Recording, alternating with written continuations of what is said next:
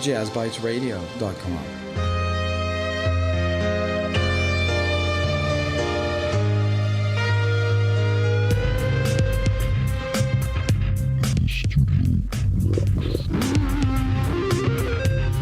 He's not as tough as he thinks.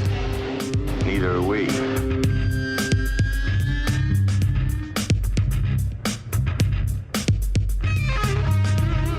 No, ma'am.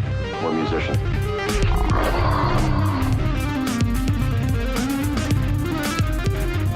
We're on a mission from God. And this is part 2 of my series, Blues, It's More Than a Feeling. We're going to talk today about the way blues influenced funk. It's one of my favorite genres of music. I love the rhythm parts of funk, and I love the way that you can solo over top of a funk track or even just a funk beat and come up with very expressive and creative guitar lines, or instrumental lines, I should say, single note lines. There's something about the way funk took the rhythms of blues and injected them with steroid. All of a sudden, you have rhythms that are danceable and alive.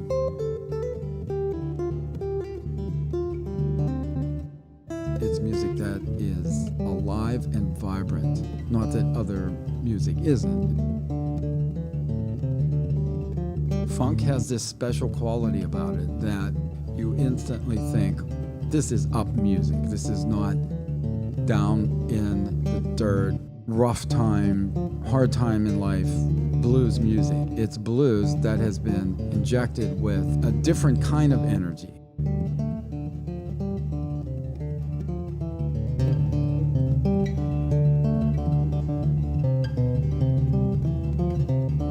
Blues has energy, there's no doubt about it. Even the early acoustic blues had a very quiet, burning energy.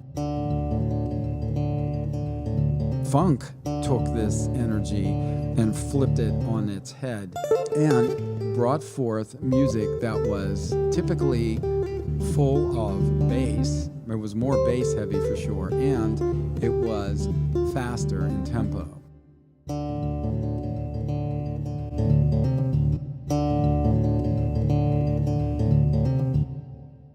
We're just going to analyze a track today. I have a really great backing track that is funk/fusion, but it's really funk more than fusion. And we'll get into a little bit of fusion as we go, as blues definitely has an influence over fusion music. Fusion is, to me, harmonically more colorful than this track will be. This track is basically in one key, C minor, and its energy and sense of motion doesn't come necessarily from the changing of chords, but from the beat and the bass.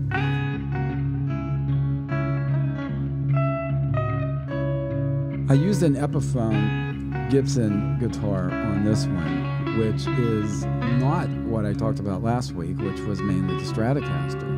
But I wanted a different sound. I plugged it straight into a board, so there's no amplifier powering the guitar. It's basically just the guitar into a board.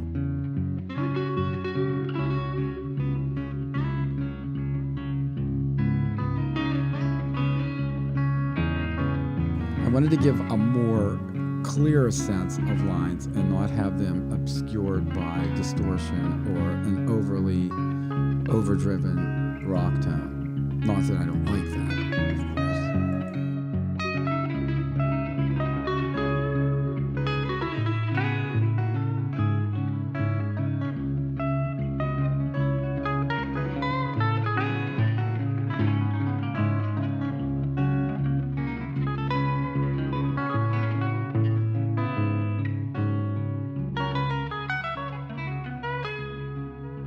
Let's listen to the first example, and I will explain.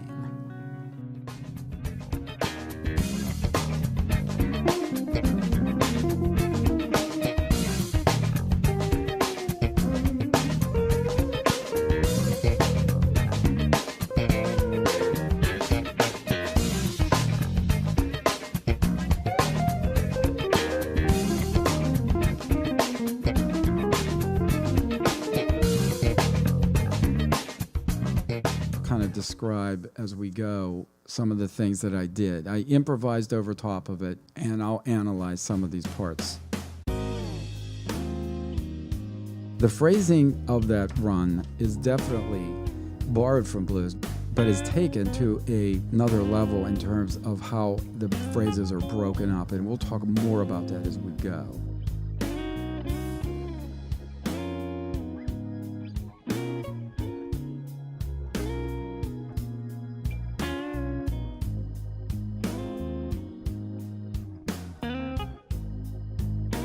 Talked about the blues being basically music that is expressed through a pentatonic scale, meaning a 5-note scale, or a blues scale of 6 notes. And that's basically what I used here. The difference with the way I played on this track compared to an example from last week, I added what I call the filler notes, or the inside notes, or chromatic notes to the scale I was playing. So I was playing every note in the musical spectrum, which is 12 notes. It wasn't so much that I can explain exactly what notes I played at every moment. I pretty much know what I was playing at most moments, but there are times when you blaze through lines, phrasing was the main thing, where the way I played the note rhythmically. I'm going to play one small phrase that is basically just bending, and how you can get the bending sound to be a very expressive part of your playing.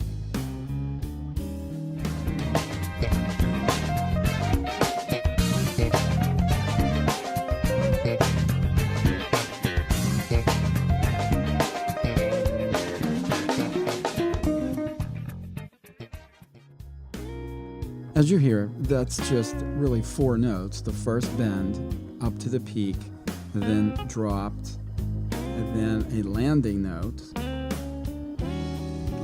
number 1, I should say, and then you land on the root, or in this case, we're in C, so it landed on the C. So it's just a 4-note phrase that was played as though you are singing. It's kind of imitating a voice. That's just the way blues is. That's the way it was developed and the way it continues to be. Phrasing was the main thing, where the way I played the note. Rhythmically, I tried to be creative, and it's really hard. I have to work at that a lot. So I really do put a lot of study into unusual phrasing, and I like to play in a more angular style, but that is not easy to do. It would be much easier just to play without taking so much concern about rhythm. But as you can see, a couple of those ideas were pretty rhythmically interesting. Let's put it that way.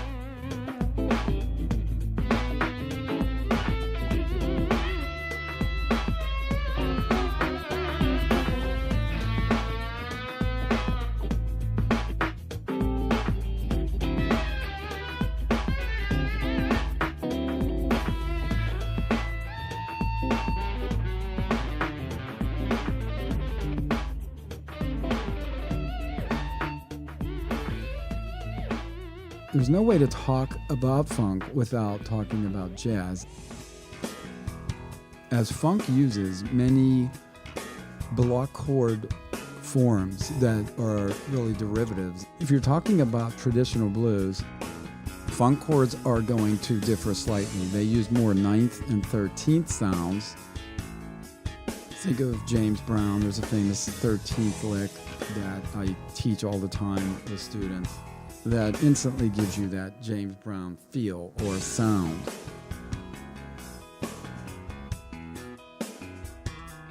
And those are extended chords as we move from the use of dominant or 7th chords in jazz to more extended chords, that is chords with upper extended scale tones built in. If you understand music theory, you know what I'm talking about. If not, just think of chords with additional notes that give them that identifiable sound with a particular genre. It's true in all genres, but especially as we move into jazz. I'm going to play this next section. This is one of my favorite licks that I did in this little improvisation that I did prepping for this show. Don't know how I came up with this lick. I just played It's got everything that I think of when I'm thinking in terms of jazz. It has angular phrases, chromatic passing tones, and little cells of speed. Just little phrases within a phrase, like mini phrases, where the notes are played at a rapid rate. Let me play it for you first.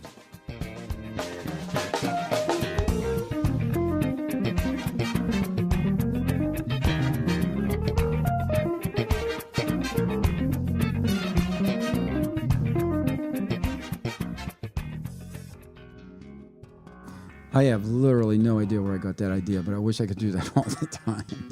But I just love that phrase. That phrase just takes the blues almost to the edge of what it is and uses many non-traditional blues techniques, such as the chromatic notes. Not that chromaticism wasn't used in jazz, but not in this context.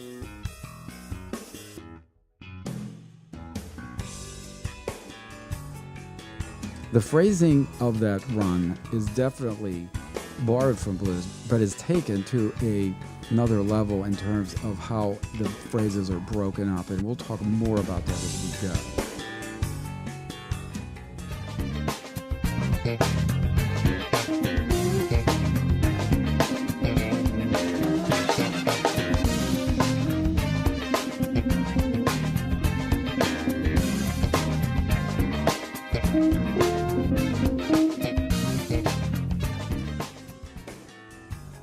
I really like that last little flourish, very short but to the point. It was tight, compact, and a tough little lick with a lot of impact. And that's another thing the blues has brought to all style, that is that ability to just go for it.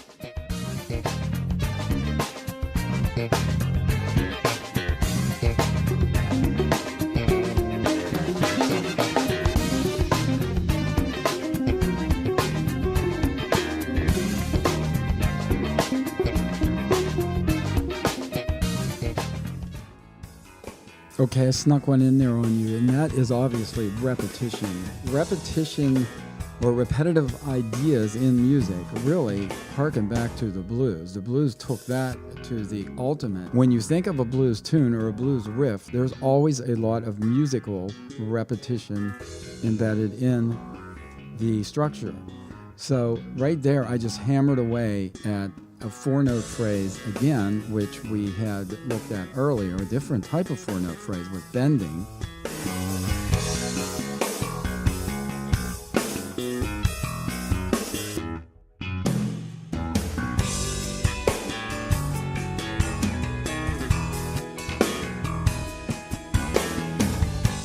Think of repetition in music. Think of what music would be like with no repetition. Imagine new musical ideas coming at you constantly with no time to take them in and appreciate, where notes just fly by or chords fly by with no rhyme or reason, or there could be a rhyme or reason, but where would it end up? Where would the listener be in that exercise of musical absurdity? The listener would not enjoy him or herself listening to music that had no repetition. Repetition is the hallmark of all musical styles ever since music was created.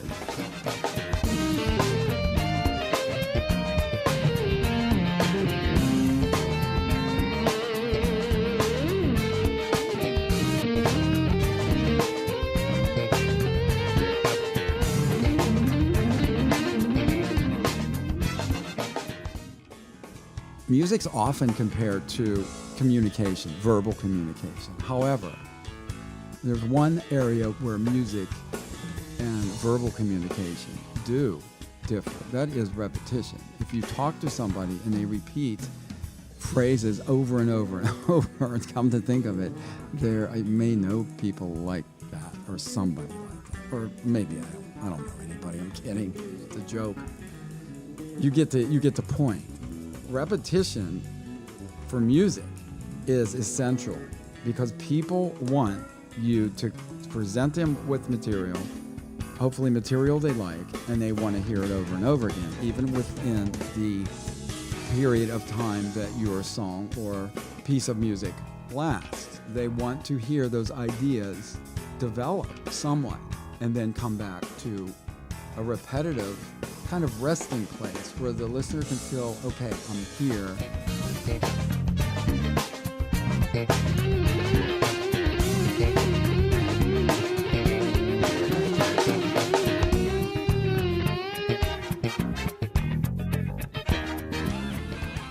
Now I'm ready to go forward again, and that's why we have the chorus, and that's why we have the bridge of songs, so that there is variety, so that you're not hearing the same thing over and over again. Even within a song that is only 4 chords, there are endless possibilities for repetition and variety.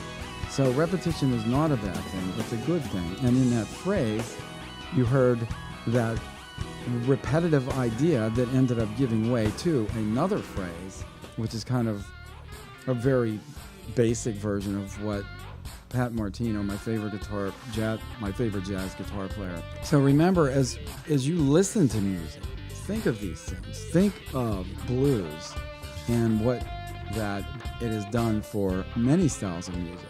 It has given us variety.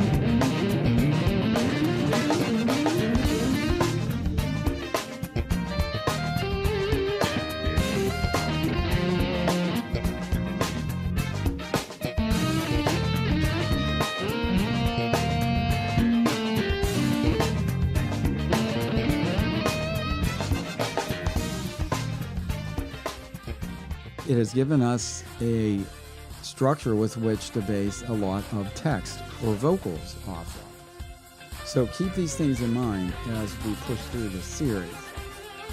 That's a good way to segue into listening to some music, and I will go out with some pieces that I think you'll enjoy. As you listen to the music, just listen to phrasing. Think of phrasing in all the music you listen to and how important it is in context to how the songs are put together, and think of what music would be like without phrasing, without the ability to be free and take notes and stretch them or shorten them or put them in an unusual rhythmic order, and how that has brought life to music that we listen to.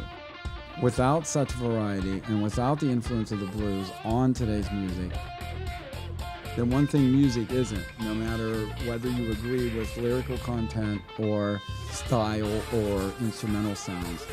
It is never boring. Rhythmically, music is alive still. The rhythm has not been taken out of music yet. Maybe some of the creative potential, but not the rhythm. The rhythm is always there.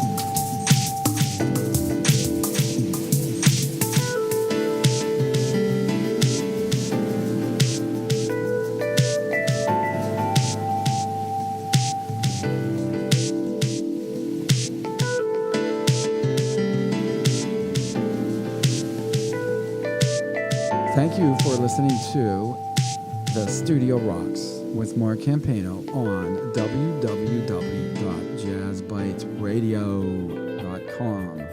Have a great week, and when you listen to music, no matter where you're at, think about it in a deep